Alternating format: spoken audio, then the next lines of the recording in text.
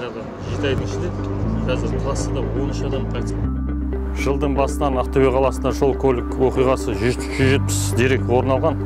Соның ішінде 15 адам қаза тауып, 188 адам әртүрлі дене жарақатын алған болатын. Сол себепті полиция қызметкерлері жол көлік оқиғасын болдырмауға әртүрлі шаралар өткізеді. Соның бірі міне жолда қабылдау акциясы шарасы өткізіліп жатыр.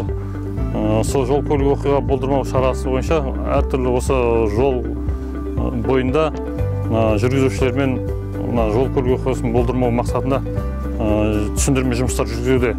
Қазіргі таңда мысалы жол көлік оқиғасынан балалардың және жасөспірімдердің қатысуымен кесірінен жарақат алған 31 факт тіркелген болатын. Мысалы кеше Авиагородок жолында 17 жасар қыз баланы жүргізуші жеңіл көлікпен қағып кетіп, ауыр жарақат әкелген болатын. Сол қыз бала кешегі таңда қайтыс болды.